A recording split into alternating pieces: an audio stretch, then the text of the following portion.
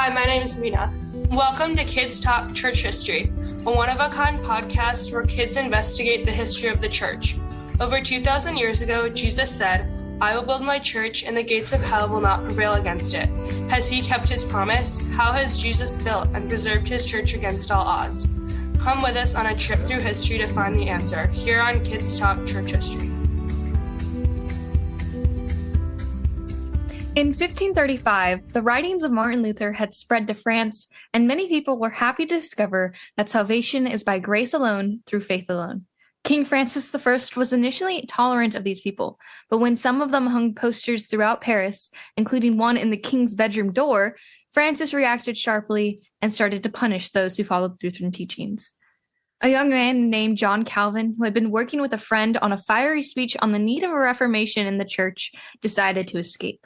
Find out what happens next in this episode of Kids Talk Church History. I'm Trinity. I am 16 and I live in Charleston, South Carolina. And I'm Christian. I'm 14 and I live in Charleston, South Carolina. And I am Linus. I'm 13 and I live in San Diego, California. Trinity, you keep leaving us on cliffhangers. What happened next? Well, John Calvin dressed himself like a farmer and lowered himself from a window using some bed sheets tied together. Then he escaped with a hoe on his shoulders so that people would assume he was a farmer. I read that he changed his name to Marticianus Lucianus. Yeah, and he also used other fake names too. When he went to Ferrara, Italy, he introduced himself as Charles Deus Faville. He also used the name Alvinicus, which is an anagram of Calvinus, the Latin version of his true name. An anagram. If you change the V to a U, then you get Calvinus. Exactly. That's what they did back in those days. They often wrote U's like V's. If you had to work underground, what name would you use? April. I would use Chris. I've actually used the name Mark before, but I have other names, but they're secret, and I can't give them away. That makes sense. Anyhow, Calvin went to some Swiss cities, Basel and Geneva, but he really wanted to go to Strasbourg, which today is in France, and study. This was his dream, that he wanted to become a scholar. I think he studied law, and he also translated some works from Latin. But before he went to Geneva, he wrote a booklet for King Francis to help him to understand what the reformers were teaching. I think that those are known as the Institutes. My pastor quotes them a lot. Yeah, the Institutes of the Christian Religion. And Calvin was only 25 when he printed the first version. Then he kept adding to it for the rest of his life. And so when he got to Geneva, the local pastor, William Farel, had already read the Institutes and asked Calvin to stay. But Calvin didn't want to stay there. Yeah, he still wanted to be a scholar. But Farel told him that if he went to Strasbourg, God would curse his peace and his studies. Calvin said he was so scared that he gave up his plans. But eventually, he and Farel had to leave Geneva because they had some disagreements with the church council. And then the council realized that they had made a big mistake and begged Calvin to come back. They offered him a nice house and a big salary that included many barrels of wine. I think that's a good deal, but Calvin didn't think so because he didn't want to go back. In the time that he had spent there, he had a lot of trouble. Some of the citizens of Geneva disliked him so much that they named their dogs after him. He only said yes to stay because he understood that God wanted him to go. Sounds really weird to have a dog named after you. Yeah, I think dogs were not really respected in those days. When he got to Geneva, he started to preach from the same verse and chapter where he had left off before he left the city. That was 3 years ago. I wonder how many people remembered his last sermon. Yeah, there's so much to say about Calvin, his life, and his teachings, but we really need to introduce our guest who has sacrificed his time to tell us about this great reformer. Here we have Dr. Herman Selderhuis, a Dutch minister and professor of church history who has written a few books about Calvin, including one called John Calvin, A Pilgrim Life. Dr. Selderhuis, thank you so much for joining our podcast. We really appreciate it. Well, thanks for the invitation, and I enjoy being with you. So if you have any questions, just let me know. Yeah. In fact, you just heard what we said about Calvin. Is there anything that you would like to correct or add to the story? No, only one thing. See, he did not want to go to Strasbourg. He wanted to go to Basel, from Paris to Basel, because in Basel, there was Erasmus, the great humanist scholar, the theologian who gave back to the church the Greek edition of the New Testament. But he, from Paris to Basel, he couldn't go there because there were troops, as they said, soldiers there, and soldiers often didn't get their paid, so they started robbing people. So he didn't dare to go straight to Basel, and he thought, I'll take a detour and I'll go through Geneva. And then he had to stay in Geneva. And then as they kicked him out, Farel and Calvin, that's right, that's what they did, 1538, so only after 2 years in Geneva. He thought, well, now I'm rid of this job, I can go to Basel. Because he wanted to study. He knew that Erasmus had passed away, but Basel was the city of scholars. It was the city of the printers. And if you want to be a good scholar, you go to Basel. But then he ended up in Strasbourg. Again, detour, and Martin Bucer, another very interesting reformer, found out he was in town. And this Bucer, Martin Bucer, he was a German theologian, German pastor. But in the city of Strasbourg, there were many French refugees. So people who fled because of their faith, because of the Reformed faith, to Strasbourg. And these refugees, these French people, they needed a pastor. And Calvin was French. So Butzer says, no, you're not going anywhere. You're staying in this town, and you're going to be the pastor of this French refugee congregation. But for the rest, you told a wonderful story, and it's all correct. So thanks for that. Yeah, thank you for adding to that. We weren't aware of that. Thank you. We stopped at the time when Calvin went back to Geneva, and that's when he really influenced the church. I read that people came from all over Europe to learn from him. Can you tell us a little bit more about that? Yeah, see, Calvin had one advantage that, like you said, he studied law. So he knew about regulations and rules and organization.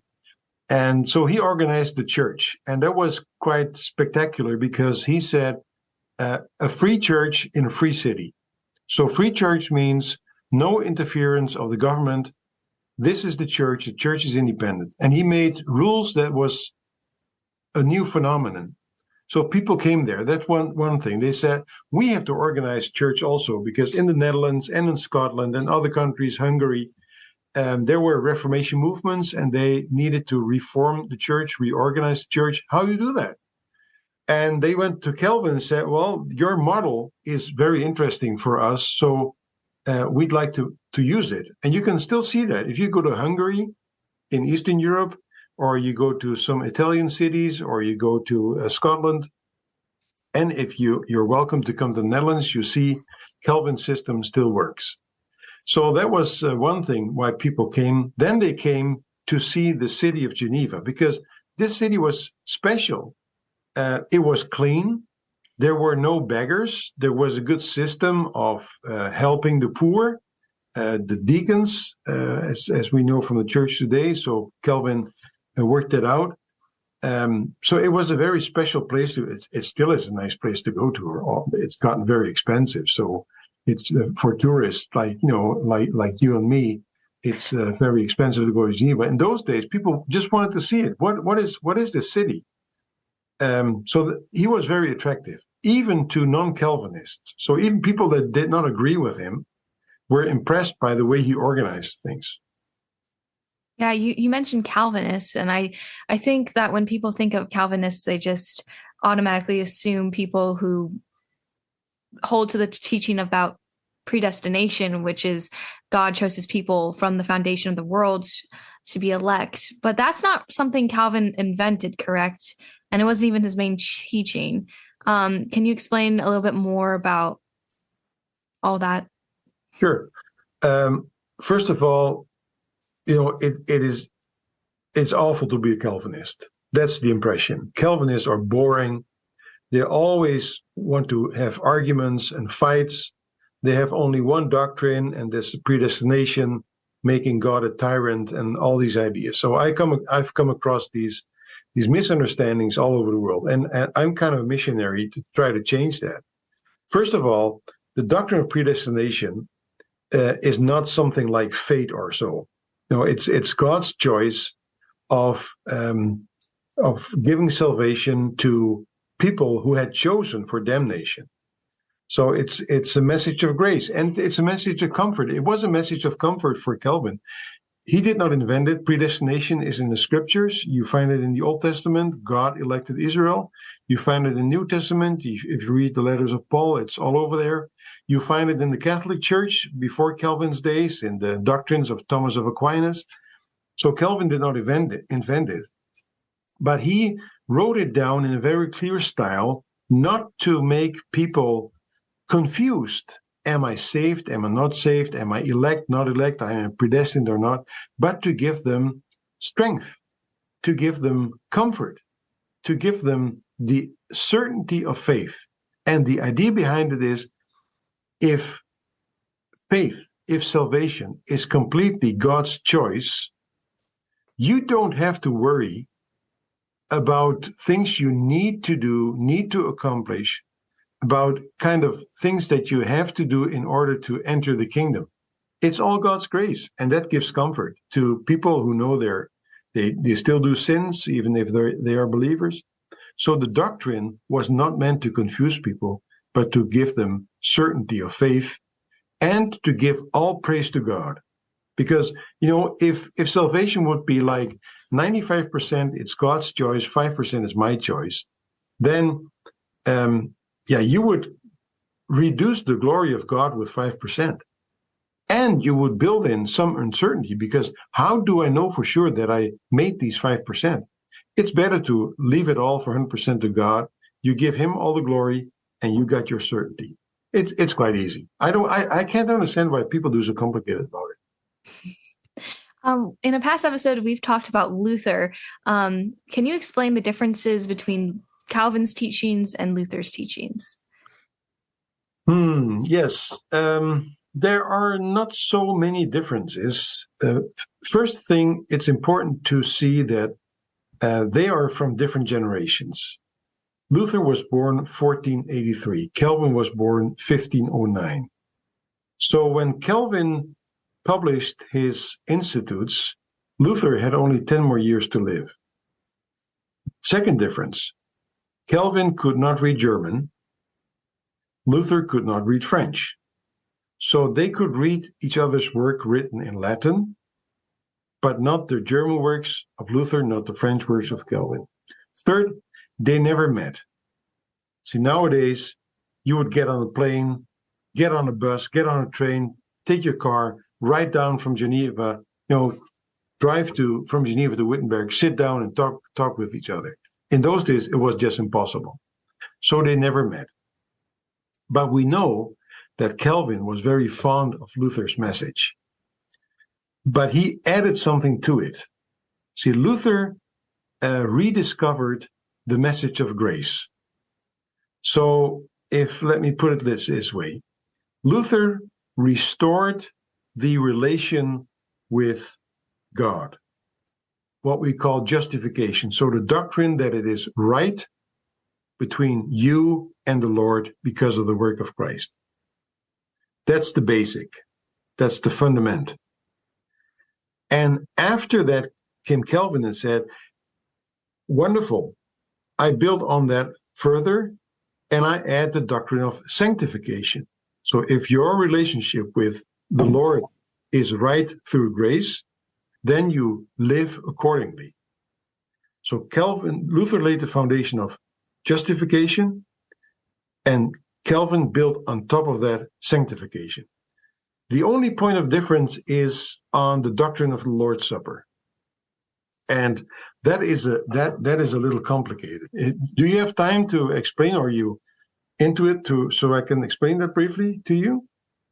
Can you briefly go over Calvin's belief about the Lord's Supper? That would be helpful. Now, the doctrine of the church, so the Catholic Church, was the doctrine of transubstantiation. So the substance of bread and wine transform completely in the body and blood of Christ. Luther said, that's too much for me, and I don't think it's scriptural. But he did not want to let go of the whole idea. So he taught the doctrine of consubstantiation. I know that is hard, it's difficult, but I'll try to explain. So con means together. Trans means bread becomes the body. Con means it remains the bread, but it becomes also the body. Yeah. For Luther, that was very important. Now, they had a big fight, with Zwingli. Maybe you talked about that. You heard about that, read about that. Calvin came a little later. So he was not so involved in all this discussion. And he looked at the various standpoints and he said, no, Christ is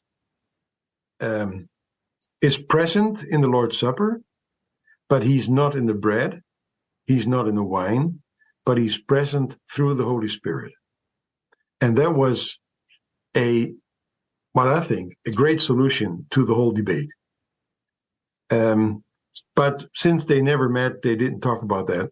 But that became a big issue, but I think it's a minor issue. More important is that I think John Calvin was Luther's best student, although Calvin was never in Luther's class. Does that help a little? Okay, good. Well, this was the hard part. Now get me some easy questions. Okay, so you were talking about how Calvin organized the church. Is it kind of the same way that Presbyterian churches are organized nowadays? Yes, it is. So the key things of the church, of Calvin's doctrine of the church, is first of all, Christ is king. So not human beings, Christ is king. And Christ has a couple of persons whom he gave offices: preachers, elders, and deacons. And these people, they do not come from a government institution, they come out of the church. Yeah. And that's what we see in the Presbyterian tradition, that's what you see in Reformed tradition. So the congregation is an independent unit, and the elders and the deacons come from the church. Even the pastors come from their own congregation, although they not always stay in their congregation, they move around.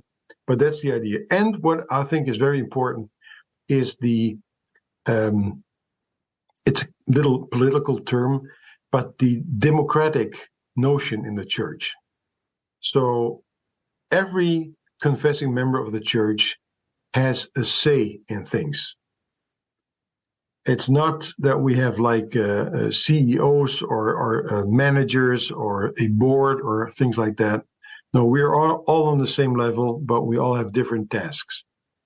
That, I must say, is also a little problematic, because if everyone has a say, then you can get a lot of discussions in the church. No, sometimes it would be easier to just have a pope and say, this is the decision, go for it. But in Presbyterian churches, Reformed churches, a lot of people mean that they have to say something also, and that sometimes creates discussions. Yeah, actually, just yesterday, my church had a vote on approving a new budget. Oh, yeah, really? Yeah. And how did it go? Oh, it passed. Usually it's unanimous. It's unanimous. Oh, that's good. That's good. Yeah. But I know that you wrote some books about Calvin, including a biography. So why did you decide to write about him? Yeah. Well, I must say I was never so happy with Calvin. When I looked at his picture, I thought, this is a boring guy, and he always looks so a little dark and as if he's always a little angry. I prefer Luther. Luther is a great guy, and he has a nice way of putting things. But since I'm Reformed, I have to deal with Calvin, and I kept coming across this idea that Calvin was not so fun to live with, and the things that I said. And I thought, is that really true? I have to do justice to the person. So let me start reading his letters. And out of that came the idea, I changed my mind, and I have to write about that. So that was my reason for writing this biography. So why did you call your book John Calvin, A Pilgrim Life? When I read all of Calvin's letters, a couple thousand of them, and I saw that he was a pilgrim in two meanings, two senses. First, physical. He was a Frenchman. He loved France. He would have loved to stay, but he was forced to leave his country. So he never was able to go back. He lived then in Geneva. He lived in Italy. He lived in Strasbourg, which was in those days Germany. Now it's France. But he was never at home. So in that sense, he was a pilgrim. He was traveling and never in his own country. The second and more important thing is what I found in his letters and in his sermons and his text is these notions that we as Christians, we are pilgrims. There is this old song that we used to sing at Young People's Society in the church. This world is not my home, I am just a passing through. And that's a message from Scripture in Hebrews where it says, that we are just passing through history, passing through this world. Our home is in heaven. And that's what I see in Calvin's thought also. We are always on the road, we're always traveling also spiritually, and we do not get home until we arrive in heaven and are with Christ. So that was the reason for the pilgrim's life. Does that make sense? Yeah. Yeah? Good. So another thing that I've read is that Calvin suffered a lot throughout his life with his wife and kids dying, but that he was also sick a lot, but he insisted on working until he died. Do you think that he worked too much and that kind of contributed to his sickness? Oh, yeah. Did he work too much? First, that he looks so... well, he always looks a little sick. He's a skinny guy. Luther is the fat farmer, and Calvin is so skinny, and it seems as if he had no fun in life at all.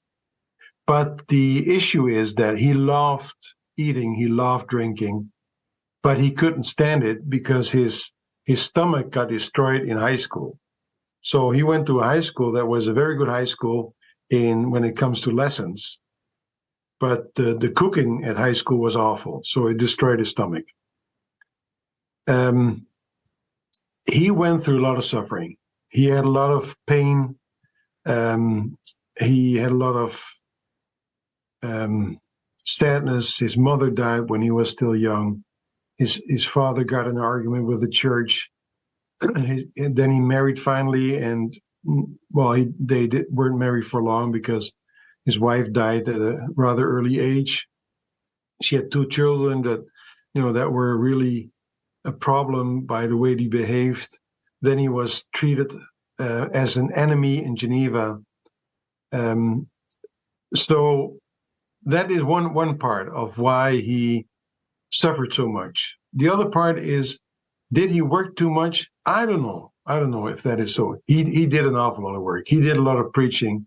He did like 7 sermons every 10 days, wrote letters, was a pastor, and things like that. But he was driven. He was driven by the love for God, love for the gospel, love for the church.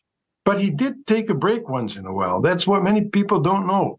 He writes regularly that he says, now I'm going to take a week off.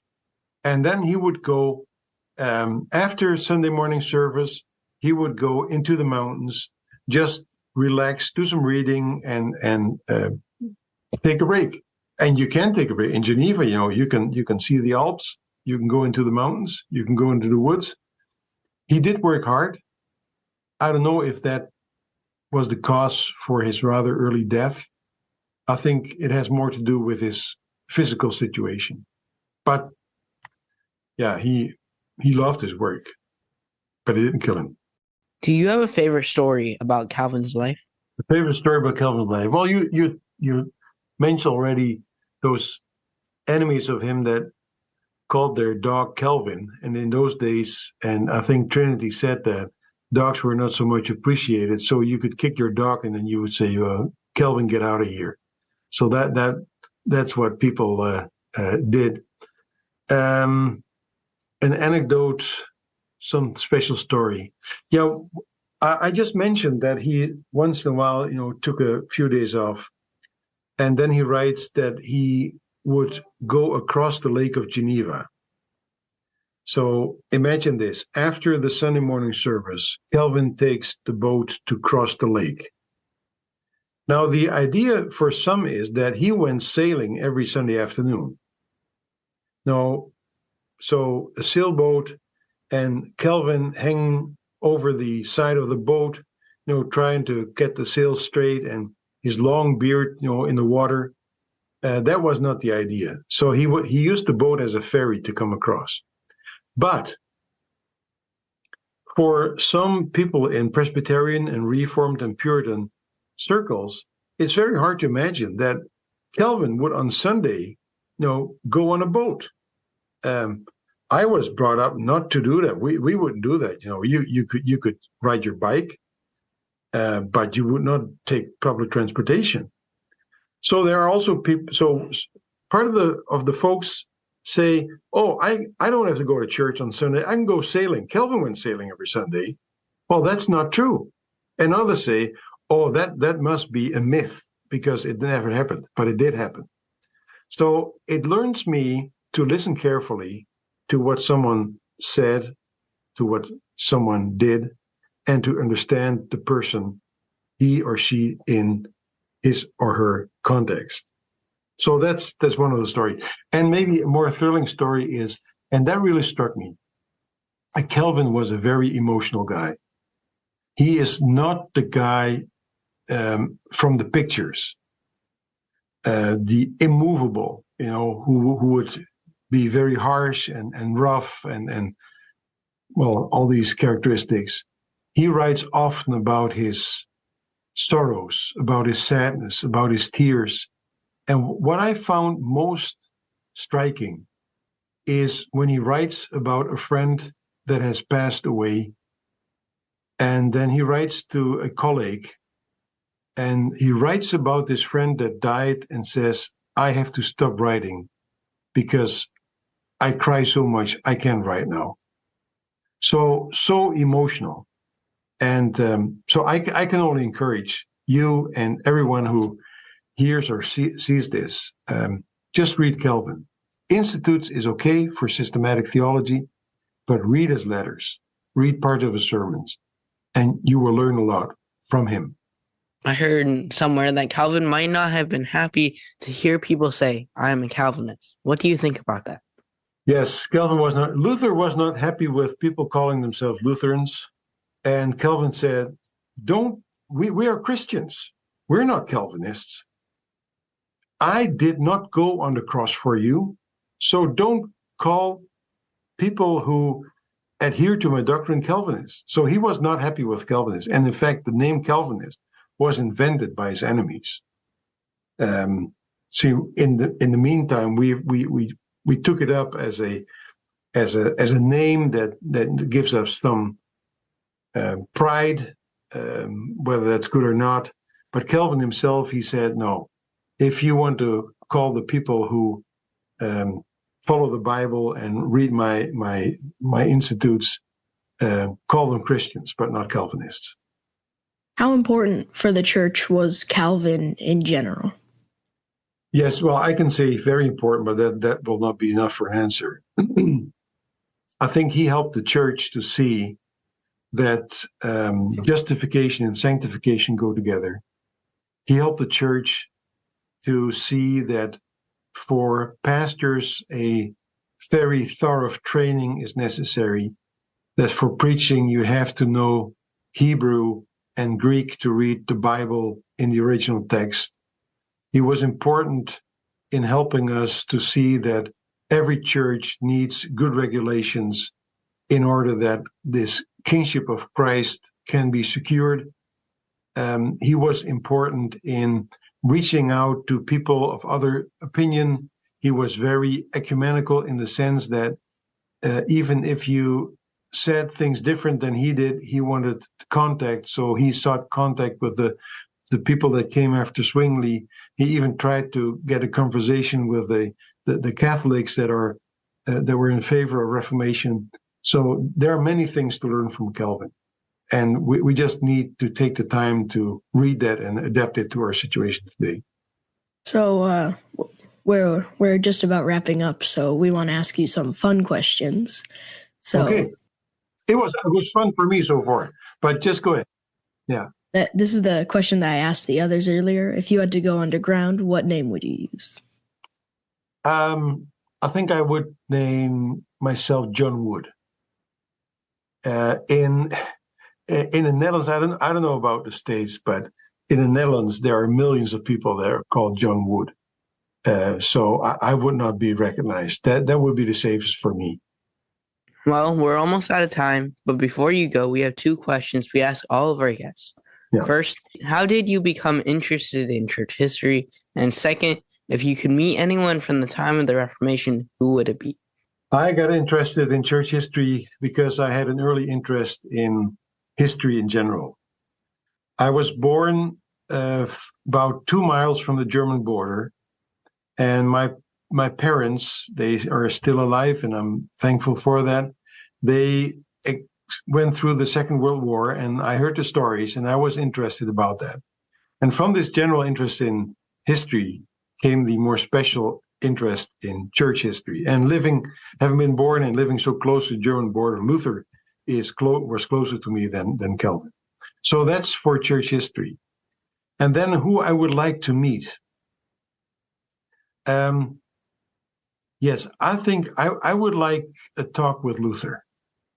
I find him fascinating, but I always also find him sometimes disturbing. What he says about the Jews and about others, and I would like to sit down in quiet and talk with him, not to tell him straight, but to listen to him, try to understand him. So he would be the first one, if I would have a chance to talk to someone from history. One last question. Since you are our first guest from the Netherlands, can you tell us how to say goodbye in Dutch? And what is your favorite Dutch dish? My favorite Dutch dish is sauerkraut stew. Yeah? That sounds good. Yeah, you like that? Yeah. We eat that a lot in winter with some mustard and a big sausage. Sounds familiar? It sounds really good now. Yeah. Okay. Yeah. Well, when you're here and you're very welcome, I'll ask my wife to prepare that for you in the Dutch way. And then how to say goodbye? We say tot ziens. Tot ziens. Tot ziens means until we see again. Tot is until, T-O-T, and ziens come from seeing. So until we see again. Tot ziens. Tot ziens. Tot ziens. Yes. And it was a pleasure to talk to you. And thanks for your questions. Great. Thank you so much for your answers. Dr. Selderhuis, we are so thankful that you decided to spend this time with us and share your expertise about Calvin. We are very thankful. And listeners, if you visit our website, kidstalkchurchhistory.org, you'll find a link where you can enter a drawing for a free book.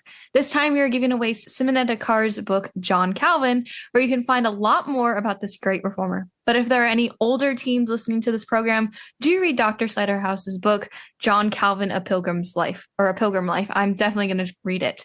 And everyone, while you're on our website, check out past episodes, special news, recommended readings, and more. In partnership with the Alliance of Confessing Evangelicals and on behalf of my co-hosts, Christian and Linus, I'm Trinity. Thank you so much for listening to Kids Talk Church History.